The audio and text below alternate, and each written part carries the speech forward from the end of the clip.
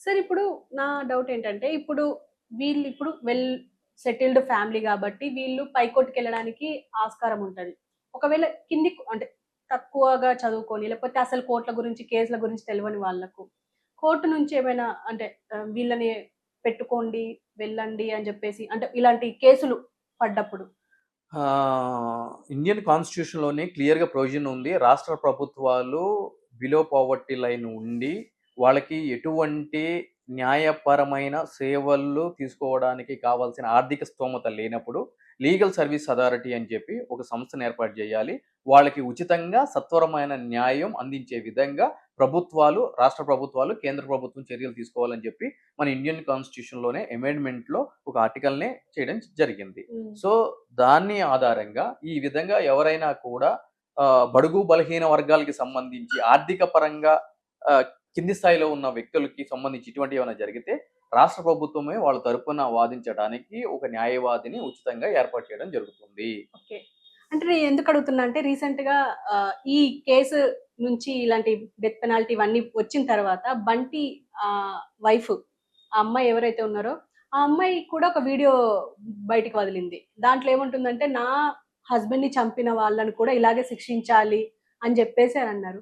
So, ఇది ఆమెకు use అవుతుందంటారా? మీరు ఇందాక చెప్పినట్టు? ఎవరికైనా యూజ్ అవుతుందండి. ఓకే. ఎవరికైనా యూజ్ అవుతుంది. అంటే హ్మ్. రూ. 50 దొంగతనం చేసి డబ్బులు లేకుండా బెయిల్ కోసం ఉన్న వ్యక్తికి అదే జరుగుతుంది. సో, ప్రాణాలు కోల్పోయి ఈ విధంగా ఎటువంటి పరిస్థితులు లేకుండా నిస్సహాయిత స్థితిలో ఉన్న వాళ్ళకి కూడా ఈ యొక్క రూలే అప్లై అవుతుంది. ఓకే. సార్ మీరు ఇందాక అన్నట్టుగా మీడియా ఫోకస్ వల్లే ఇప్పుడు ఇంత జరుగుతుంది ప్రణయ్ అండ్ అమృత కేస్‌లో అని చెప్పేసి అంటున్నారు. ఎందుకు అంటారు? వాళ్ళ కులాలనే ఎక్కువగా ఫోకస్ ఏస్తుందంటారా? మీడియానా? ఆబ్వియస్‌లీ ఇప్పుడు ఇక్కడ చూడండి 'మారుతిరావు' గారికి సంబంధించి అగ్రకులానికి సంబంధించిన వ్యక్తి రైస్ మిల్స్ ఒక జిల్లాని ఆయన కన్సర్నల్‌లోగా చూసుకొని ఒక గౌరవప్రదంగా ఒక ఉన్నతమైన స్థాయిలో ఉన్నటువంటి వ్యక్తి. సో, అటువంటి వ్యక్తి ఒకే ఒక కూతురు ఈ విధంగా చిన్నప్పటి నుంచి కూడా ఎంతో అల్లారు ముద్దుగా చూసుకొని ఐఓస్ వాళ్ళందరూ కూడా చెప్పడం జరిగింది. అతనికి ఆ కూతురంటే గనుక చాలా ఇష్టం అని. ఆ! ప్రతి తండ్రికి కూడా కూతురంటే గనుక ఒక ప్రత్యేకమైన స్థానం ఉంటది. సో, ఆ విధంగా పెంచినప్పుడు సో, ఇటువంటిది జరిగినప్పుడు అక్కడ కూడా ఆ హత్య జరిగిన తర్వాత మనకు కూడా తెలిసిన విషయం ఏంటి అనంటే గనక, పెళ్లి చేసుకున్న తర్వాత కూడా ఆయనేమి ఇబ్బంది పడలేదు. కాకపోతే గనక కొన్ని రోజులు వాళ్ళు బయటికి వాళ్ళకి వీళ్ళకి ప్రొజెక్ట్ కాకుండా ఉంటే బాగుంటది అని చెప్పి అన్నట్టు మనకు తెలిసింది. కానీ ఈ ఫోటో షూట్‌లు ఇవన్నీ చేసి అతన్ని ప్రొవోక్ చేశారు. అది తట్టుకోలేక సమాజంలో అతని యొక్క గౌరవం, హోదా ఇవన్నీ తట్టుకోలేక ఈ విధంగా చేయాల్సి వచ్చింది అని చెప్పి కూడా హ్మ్. చెప్పడం జరిగింది. సో, ఇక్కడ మనం మాట్లాడుకుందామండి క్లియర్‌గా ఇదే పరువు హత్య 2 లేని కుటుంబాల మధ్య జరిగిందనుకోండి. హ్మ్. ఎందుకంటే అగ్రకులంలో కూడా లేని వాళ్ళు ఎంతో మందున్నారు. హ్మ్. రైట్? అదే విధంగా కింది స్థాయిల్లో అంటే దళితాలు అని చెప్పుకున్నా, లేదు అనంటే గనక బిలో పోవర్టీ లైన్ అని చెప్పని అనుకున్నా, లేదు అనంటే గనక బ్యాక్వర్డ్ కాస్ట్ అని చెప్పి అనుకున్నా, ఏదైనా సరే బడుగు బలహీన వర్గాలు అని చెప్పి మాట్లాడుకుందాం. దాంట్లో కూడా ఉన్నతమైన స్థానాల్లో ఉన్న వాళ్ళున్నారు. హ్మ్. ఆర్థికంగా ఒక రాష్ట్ర బడ్జెట్ ఎంతుంటదో అంత ఆస్తులున్న వాళ్ళు గూడా ఉన్నారు. రైట్? సో, వైస్ వర్సా ఉంది. హ్మ్. కానీ, ఇటువంటి పరువు హత్యలు కింది స్థాయిలో ఆర్థికంగా కింద ఉండి, ఏదో పక్కన వ్యక్తి కూడా తెలియకుండా ఉన్న వ్యక్తులు, కుటుంబాల్లో ఈ విధమైన పరువు హత్య జరిగితే, ఈ విధంగా ఫోకస్ ఉంటుందా? ఉండదు. ఎవడు చూడడు గూడా. ఎందుకు అనంటే గనక, ఒక చెట్టుకి పళ్ళు కాసినాయనుకోండి, దాని మీద రాయేస్తేనే పండు కింద పడతది. ఎండిపోయిన చెట్టు మీద రాయేస్తే ఏమొస్తది? దుమ్ము పడతది మీద. ఎవడైనా ఏస్తాడా? వేయడు. ఇది అంతే. ఓకే. దీని మీద someone should be come forward. Hmm. And say frankly. అవును ఇట్లా జరుగుతుంది కరెక్టే అని చెప్పని. ఎవరు చెప్తారు ఇట్లా? అమ్మో! దీని గురించి మాట్లాడితే ఇది కాంప్లికేటెడ్ మ్యాటర్. మనకు చాలా డ్యామేజ్ అయిపోతది. జనాలు 100 మంది ఎట్లా మంది అదే దారి. న్యాయం ఓకే. జరిగింది. న్యాయం జరిగింది. న్యాయం జరిగింది. జిందాబాద్. మాట్లాడాలి కదా! హ్మ్. 2 సైడ్స్ ఆఫ్ ది కాయిన్ మాట్లాడాలి. సో, మీరు మానవతా దృక్పథంలో అంటే ఒక అడ్వొకేట్ గాకుండా మానవతా దృక్పథంతో ఆలోచిస్తే అసలెవరికి న్యాయం జరిగింది? ఎవరికి అన్యాయం జరిగింది సార్ ఈ అమృత ప్రణయ్ కేసులో? 2 కుటుంబాలకి అన్యాయం జరిగింది. ఓకే. బాధిత కుటుంబానికి అన్యాయం జరిగింది. అదే విధంగా ఆ బాధ కలిగించిన వ్యక్తులకి అన్యాయం జరిగింది. ఈ చర్య వల్ల 2 కుటుంబాలు హ్మ్. మారుతిరావు గారు చనిపోయారు. ఆ కుటుంబం ఎందుకు? అంటే ఆస్తున్నా కూడా వ్యక్తి లేనప్పుడు ఏం చేసుకుంటాం? రైట్? ఆ పాప అటు తల్లిదండ్రుల దగ్గర ఉండలేక, ఇటు అత్తమామగారి దగ్గర ఉండక బయటుంటుంది. ఇటు పక్కన ఆ కుటుంబం చనిపోయిన వ్యక్తి. ప్రణయ్ కదా పేరు, అవును, ప్రణయ్. ప్రణయ్. వాళ్ళ తల్లిదండ్రులు చూడండి నిన్ను ఎలా ఏడుస్తున్నారు. పెద్ద కొడుకుని కోల్పోయారు. సో వీళ్ళ బాధ. ఇప్పుడు కన్విక్షన్ పడింది. నేను కోర్టు ముందు చూసాం సన్నివేశం. అవును. వాళ్ళ పిల్లల బాధ. ఎవరికీ న్యాయం జరగలేదు. అందరికీ అన్యాయమే జరిగింది. ఓకే. అంటే అందరూ అంటున్నారు గదా! అమృత ప్రణయ్ కేసులో ఇప్పుడు అమృతకి చాలా న్యాయం జరిగింది. వాళ్ళ ఏం పేరెంట్స్‌కి న్యాయం న్యాయం జరిగింది? ఏం జరిగింది. న్యాయం జరిగింది? భర్తను కోల్పోయింది ఆ పిల్ల. అవును. భర్తను తీసుకురాగలదా? జడ్జిమెంట్ తీసుకురాలేదు. తండ్రిని కోల్పోయిందిగా. తండ్రిని తీసుకురాగలదా? తీసుకురాలేదు. కుటుంబాలకి దూరంగా ఉంటుంది. ఏం న్యాయం జరిగింది? కరెక్ట్. అంటే ప్రాక్టికల్‌గా ఆలోచించాలి. డెఫినిట్‌గా. అంటే మీడియాలో స్క్రోలింగ్ పడింది కాబట్టి అదే నిజం. సోషల్ మీడియాలో పోస్ట్ వచ్చింది కాబట్టి అదే నిజం కాదు. మనకంటూ కొంత విచక్షణ ఉండాలి. ఏం జరుగుతుంది అని చెప్పని. ఆ క్షణిక ఆవేశంలో ఆ తండ్రి చేసిన తప్పిదం వల్ల ఈరోజు ఇన్ని కుటుంబాలు 2 తెలుగు రాష్ట్రాల్లో ఇంతమందికి ఒక ఎంటర్‌టైన్‌మెంట్ అయిపోయింది. ప్రతి ఇంటిలో కూడా ఉంటది. ప్రతి ఇంట్లో కూడా ఉంటది ఏదో ఒక సమస్య. కానీ ఎప్పుడైతే గనక ఆ రోడ్ ఎక్కుతదో అది అందరికీ కూడా ఒక ఎంటర్‌టైన్‌మెంట్ అయిపోతుంది. డెఫినిట్‌గా. అది ఆలోచించుకోవాలి.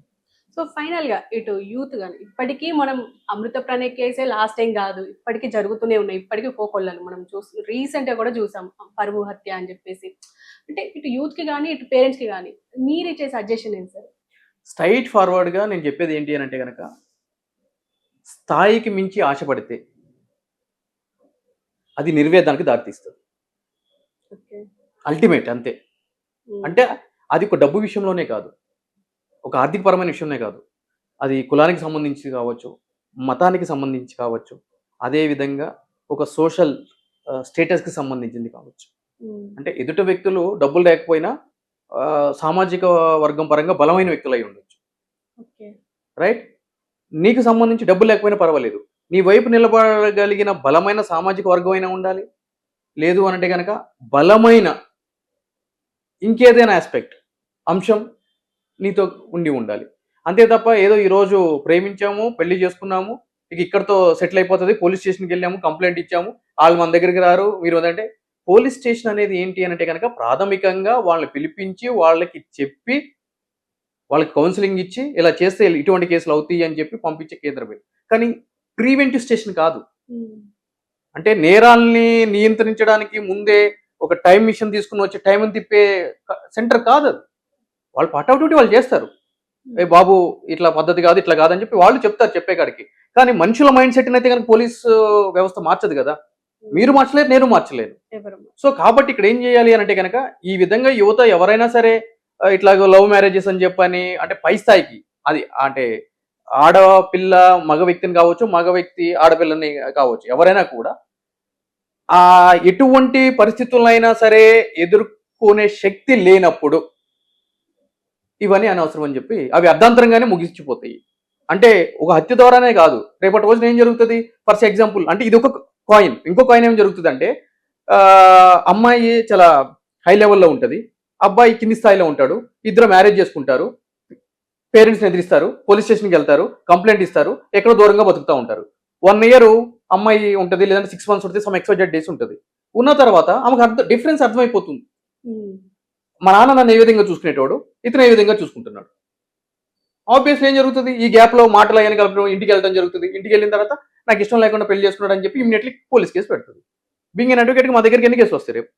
చాలా ఇటువంటి కేసులే వస్తాయి. సార్ లవ్ చేసుకున్నాం, మ్యారేజ్ చేసుకున్నాం, 2 ఇయర్స్ ఉన్నాము. ఇప్పుడు వాళ్ళ పేరెంట్స్ మాట్లాడటం మొదలైంది. ఇంటికెళ్ళింది, నా మీద కేసు పెట్టింది. మనసు మార్చేశారు సార్. డికాషనా మార్చేయడానికి? ఒక షుగర్ ఎక్కువేస్తే టేస్ట్. ఆమె రియలైజ్ అయింది. యెస్. ఇటువంటి కేసులు ఎక్కువగా ఉన్నాయి. Other side of the coin ఇవే ఎక్కువగా ఉన్నాయి. సో ఇవన్నీ చూసుకోవాలి. అందుగురించే పెళ్లి చేసేటప్పుడు అటు 7 తరాలు, ఇటు 7 తరాలు అని చెప్పి. అలా అని చెప్పి అరేంజ్ మ్యారేజెస్ అన్ని కూడా సక్రమంగా వెళ్ళిపోతున్నాయి అనంటే గనక వెళ్ళిపోవు. బట్ ఇక్కడ ఏం జరుగుతుంది అనంటే గనక అట్లీస్ట్ రేపొద్దున అరేంజ్ చేసిన మ్యారేజ్‌లో ఏదైనా డిస్ప్యూట్ వస్తే వీళ్ళు సపోర్ట్ చేస్తారు పెద్దలు. ఎందుకంటే గనక వాళ్ళే కదా సెట్ చేసింది. ఆబ్వియస్లీ రెస్పాన్సిబిలిటీ వాళ్ళు తీసుకోవాలి. ఈ కొట్టుకునేటోళ్ళు బాగానే ఉంటారు. వాళ్ళకి పడుతది లయబిలిటీ. ఈ పెద్దలు పోయి ఆ పెద్దలు, ఆ పెద్దలు పోయి వీళ్ళ పెద్దలు. వీళ్ళకి ఉండదుగా pressure. But when it comes to love marriage, pressure lies upon individuals like male or female. That is a major aspect. Sir ఇప్పుడు రేపు వీళ్ళు ఒకవేళ హైకోర్టుకి వెళ్తే ఇప్పుడు మారుతిరావుని వీళ్ళు ప్రొవోక్ చేయడం వల్లనే ఇదంతా జరిగింది అని చెప్పేసి కోర్టు కన్సిడర్ చేసే అవకాశం ఉంది. ఆ గ్రౌండ్ తీసుకోరమ్మా, తీసుకోరు. ప్యూర్లీ టెక్నికల్ ఆస్పెక్ట్స్ మీదే పోతారు. ఓకే. ఇవన్నీ కూడా మీడియా ముందు మాట్లాడుకోవడానికి బాగుంటాయి తప్ప కోర్టు ముందు పనిచేయవు. ఓకే. సో ఇదంతా కూడా క్లియర్ గా టెక్నికల్ ఆస్పెక్ట్స్. ఓకే.